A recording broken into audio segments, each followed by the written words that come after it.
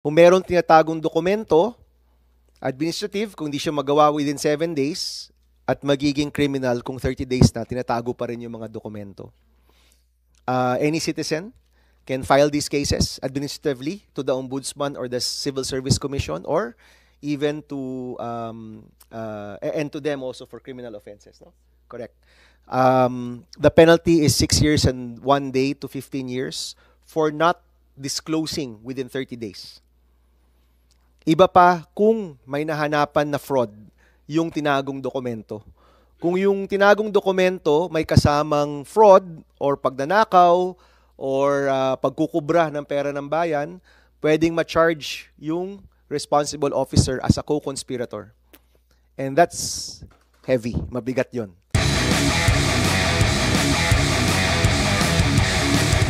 Section 15 is the other important one, no? 15 and 16, which basically talks about the administrative and criminal offenses. And para sa akin, isa rin itong mahalagang parte ng batas na kung saan ginagawa nating penalty, no? Nagbibigay tayo ng penalty sa hindi pagsunod dito sa pagpo-post ng information. If you look at what happened sa flood control, it started with the SONA, the president talking about mahiya naman kayo, doon nagsimula. Then he had to publish who are the top contractors. That was news to a lot of people. If this law is passed, we will know who the contractors are. We will know what projects are being done and not being done. We will know magkano ang mga ginagastos sa mga proyektong ito, even up to the magkano yung bakal, magkano yung semento, magkano yung kahoy na ginagamit. And that should be automatically disclosed already to the public. That's really the biggest difference that this law will be able to provide. Then you have, of course, the tech component which secures that data and allows it to be interoperable and analyzed by the public through different APIs and even with artificial intelligence. No, that's really the phase 2 and phase 3 of this law. But if you look at the teeth of the law, ito talaga yon.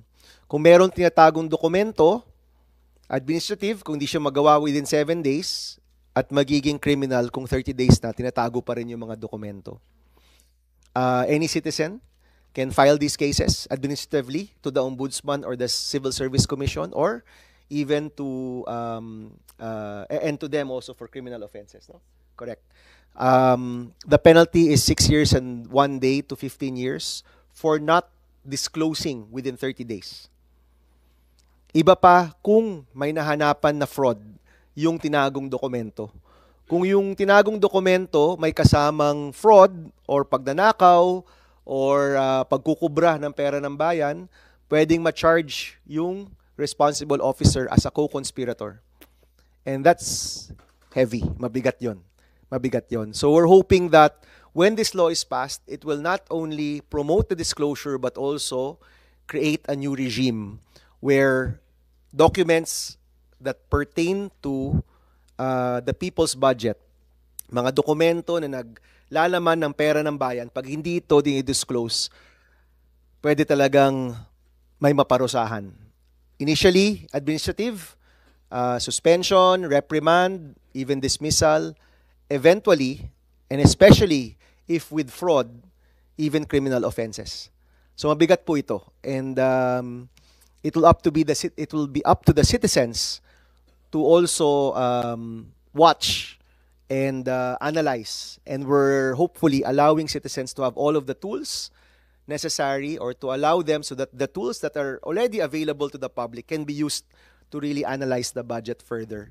So even DBM, I think magbabago yung buhay with this law kasi currently, no, ang Kongreso, Senado, ang DBM, and even the watchdogs, we have a difficult time analyzing the budget. Napakahaba, napakarami. But once this is interoperable, once we allow technologies to actually look at the data, understand the data, regular citizens, not just watchdogs, will have the power to really understand saan napupunta yung pera ng bayan, and eventually to file cases if need be. No? So ano po ito? Malayo pa ito, magsusponsor pa lang tayo, pero mataas po yung pangarap natin sa batas na to, and we're hoping that this will really address some of the problems that we have uncovered here in the Senate and in Congress, and of course na nasa laman ng puso at isipan ng publiko. So that's section 15 and 16. And then the rest are pro forma for laws already, the oversight and the rest, no. So maybe kung meron ba ditong, siguro we can have like 1 or 2 people speak kung merong burning comment na gustong ibigay. Anyone? Sige, we'll have AJ, si Yusek Dave, and then si attorney can be our last person, no? Okay? And then again, hindi naman po ito last time. Pwede pa kayo mag-submit, and we will submit again to you the next version. I think we're in version 6 already, so we'll submit version 7 to you already. And in advance, I'm inviting everyone to please come and support me when I sponsor this on November 12, no? Sa AJ, go ahead. So AJ, Yusek Dave, and then si Attorney Glenn. Attorney Gleam, no? Yes, okay. Go ahead, AJ. Yes. Thank you, Mr. Chair. So I think the penal provisions are one of the most important facets of this bill. So we strongly support this part. We'd like to point out also that some of the data that's here should already be in the general provisions of the GAA laws. So the problem is hindi siya na-implement kasi nga walang pangil yung GAA when it comes to that. So we hope that since the budget process is already in the Senate, that can continue to be brought up. We just want to ask if the current phrasing of the law, yung provisions ng penal provisions, already also includes yung incomplete provision of the data. So, for example, baka minimum compliance lang ibigay nila, masabi nila na they published it, but yung standards natin, for example, it might not be as clear. So, for example, failure to upload, disclose, or publish the required public budget data, does it necessarily mean that they will upload the file in a format na gusto natin? I know, because that's the most key, di ba? Yun yung pinakamahalaga. So, it's implied, but we can make it explicit. So, we'll put as described in this act. No? So, we can make it even more explicit. So I think that's all, Mr. Chair. Despite our concerns on blockchain, I think we appreciate that you're sponsoring a very forward-looking measure, leveraging technology, and I think we're willing to support. We're eager to support anything that pushes for transparency and better accountability by holding government agencies and officials accountable. So maraming salamat po, Mr. Chair. Yusek Dave. First, Mr. Chair, I would like to thank you for really spearheading this very impactful and timely law for the full disclosure of government transactions through the establishment of a digital public ledger system to enhance transparency, accountability, and public participation in the Philippine budget. Blockchain creation is not actually expensive, especially for this particular, so there's no business here. Wala pong sabi nga ni Miss Ann, nag-chat nga kami, 50,000 pesos lang, pwede ka nang gumawa ng node eh. Diba? So, hindi mo kailangan po ng hundreds or million po na pera po dito just to build nodes. Hindi po to, wala pong negosyo pong involved po dito talaga. No? And my humble plea to everyone, since this is already here, and this is already, for me, it's an enlightening moment for all of us, that we will be helping the Philippines to clean itself. We are all anti-corruption here, and not only for us, but for the next generations to come. I think lahat ng mga expert dito will be conducting po sa DICT ng separate blockchain public consultation. We will invite din po dito. We've been instructed po by our secretary and also Secretary Go and other po secretary to the DICT will conduct po a separate technical working group for blockchain para doon po tayo mag-usap-usap. And again, Mr. Chair, thank you so much. And 100% po, DICT is actually behind you and make this happen as soon as possible, Mr. Chair. Thank you. Thank you, Yusek. Attorney, you have the last word for today. Thank you, Mr. Chair, for recognizing our organization. But we would like to suggest also in the upcoming law, sir, that Your Honor, that we should also put the evidentiary value. Po. Because what we have suggested in our position paper that the weight of the Cadena Network, the weight of its evidence must be prima facie evidence. Para yun mas mabigat. See, the fact na prima facie po siya, it is valid, but until it has to be disproved. Because nakakalungkot lang ka naman kasi kung may isa batas natin ito, and we are in the scenario of the litigation na po, na masascat free lang dahil na-technical na naman po tayo. That's which is very saddening for which. Mhm. Then also, Your Honor, just to think also that this is very beautiful. It is a delicate balance between the concept of technology neutrality also. Actually po kasi yung concept po ng technology neutrality, it is a very, hindi lang siya vague, it's a nebulous concept. Even for us lawyers, even when I was studying technology, napaka po niyan, napakahirap intindihin yan actually. And it is also rarely discussed even in the academy, even in law school actually. That's why to help the good sponsor of this bill, we will be submitting a position paper on how to address this concept of technology neutrality and its alternative, and also the alternatives to it. And also yung sa just to educate the public then. Yes, the blockchain technology is conceptualized in the 90s, but is what they teach exclusively to my lawyer students in the MCLC. Yung concept po ng consensus, it was already been conceptualized 1,000 years ago actually. If you have the luxury, you can, the living proof of this is you visit the Yap Island in Micronesia. Doon nyo po madidiscover yung paano po na-conceptualize yung pinakaunang konsepto ng distributed ledger. Yung sa Yap Island. Yun po yung nandun po makikita nyo yung history po talaga nung paano na-conceptualize yung tinatawag na distributed ledger na naging blockchain po. Thank you, Mr. Chair. Thank you, Attorney. Request ko lang is your position paper, please refer to the provisions, meaning mag-direct suggestions na kayo rather than a position paper kasi nebulous na nga yung concept, baka nebulous rin yung Yes, position Your Honor, paper ninyo. So, because baka let's doon be po specific. tayo dalihin sa interpellation. Oo. And I appreciate the perspective on the litigation. So thank you for that, no? Kasi we didn't have that really in mind when we crafted the law. So that input would be very important, no? Salamat. Okay, si Ann, nag-request, please. So Ann, quickly na lang. Thank you. 1 minute support statement, Mr. Chair. Transparency is the strongest antidote to corruption. Kaya napakaganda po ng bill na inahin po ninyo this morning. Bawat pisong galing sa buwis ng taong bayan ay dapat nasusundan mula sa pagkakalaan nito sa budget hanggang sa huling disbursement. Pero yung totoo, marami pa ring impormasyon tungkol sa paggastos ng gobyerno ang hiwa-hiwalay. Dahil dito, nagkakaroon ng kalabuan, maling paggamit ng pondo, at iba pa. Sa huli, Mr. Chair, ang Kadena Act na hinain niyo po ay magbibigay daan sa unang real-time, citizen verifiable budget transparency system sa bansa. Hindi lang ito tungkol sa data, ito ay tungkol sa tiwala. Tiwala ng taong bayan na ang pera ng bayan ay ginagamit sa tama at may saysay sa bawat pisong ginagastos. Para sa ating mga mambabatas, we are challenging you to make things right. Kung gusto nating maitama ang mali sa gobyerno, ipasa po natin ang Kadena Act. Maraming salamat po.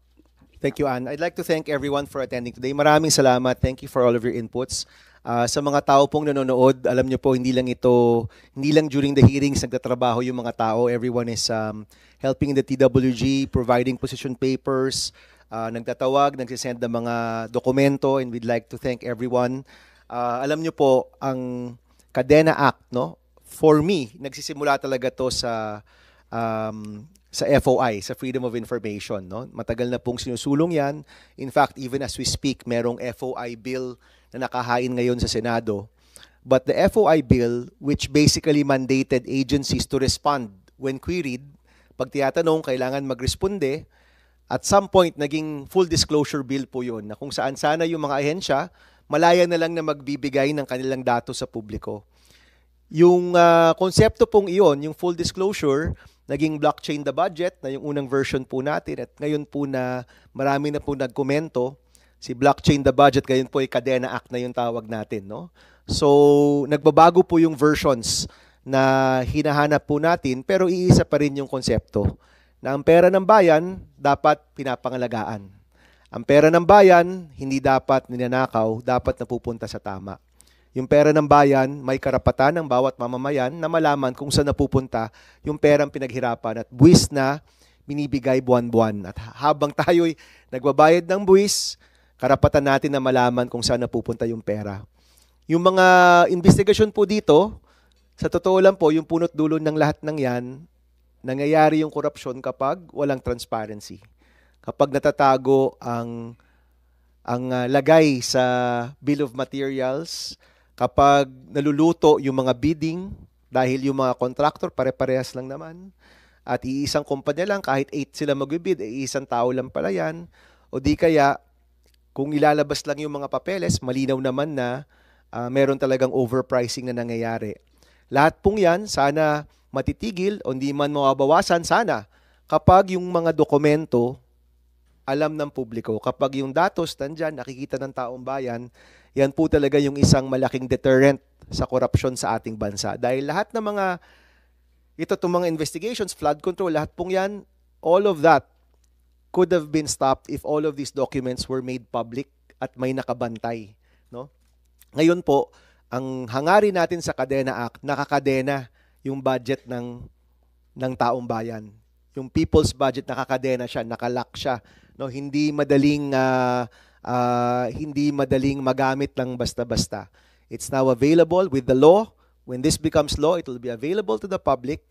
At hindi lang sa mga PDF na binanggit ni Ms. Marilu ng InsightGov na napakahirap intindihin, pero nasa lingwahe na kung saan kaya siyang ma-analyze, kaya siyang magamitan ng iba't ibang teknolohiya para mas maintindihan. Sabi ko nga noong unang hearing, pwede tayo magka-alert kapag mayroong proyekto na kung saan yung presyo ng bakal at presyo ng semento mas mataas sa hardware store, pwede mag-alert na kaagad.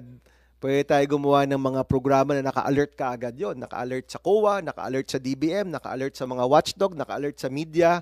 As it's happening real time, malalaman ng taong bayan kung may mga overpriced na mga proyekto. Can you imagine, ganung level of technology ang meron na sa ating kamay ngayon. So ako rin po, I also invite everyone, wag tayong matakot sa teknolohiya. Gamitin natin yung teknolohiya para sa taong bayan. We can use the right technology, of course, at the right price, no? Yung tamang teknolohiya, sa tamang panahon, sa tamang presyo, para matugunan natin yung mga problema natin. Huwag tayong matakot sa teknolohiya. These technologies have been here for years. Maraming practitioners sa Pilipinas na magagaling at mabubuting tao at nagnanais ng maganda rin sa ating bansa. Pagsama natin yung tech sector na marami po nandito, yung mga watchdogs na marami rin po dito, akadema at mga media, pagsama natin sila, let's all come together and propose a solution to the problems that we've been seeing in our country. Na sa totoo lang, dekada-dekada na rin yung mga problemang ito. We're hoping for a lasting solution. But bilang panghuli, gusto ko rin pong sabihin, hindi ho natin to papakawalan. Kumbaga, if we're able to pass this law early 2026, napakabilis po niyan. Pero kung mapasa po natin yan, hindi tayo titigil. We will make sure that we exercise oversight function to make sure that it's implemented properly, it's funded properly, and yung phase 1, uulitin ko po, yung phase 1, napakahalaga. Bantayan natin na mangyari yung phase 1. Yung phase 1 is within 9 months from the passage of the law, nakapublish na yung mga dokumentong nakalista sa Section 5 na napakarami at doon po nilalaman yung mga dokumento na kung saan tinatago yung pagnanakaw sa ating bansa. So dyan po napakahalaga and kailangan natin bantayan hanggang phase 1 and then phase 2 and phase 3, dyan na po papasok ang DICT at iba pang mga tech companies dito. Siguraduhin natin na meron tayong magandang good way to contain the data in a decentralized, tamper-proof, tamper-evident, digitally verifiable at ang mga terms na ito, natutunan ko po yan sa inyo, interoperable way na kung saan magagamit po yung data ng taong bayan at ng iba't ibang grupo. And that's really the goal. And, you know, ako po, I'm still optimistic. If we can get this passed and implemented properly, in 2 to 3 years, nakikita po natin isang malaking pagbabago pagdating sa paghawak ng pera ng bayan. And I'm happy that DBM is here. No? DICT is here. Nauuna na yung DPWH kasi ito po talaga yung tawag ng panahon. This is what the people require of government, no? Na makita natin yung mga pagbabago at makita natin na mas transparent talaga tayo pagdating sa perang pinaghihirapan ng mga kababayan natin.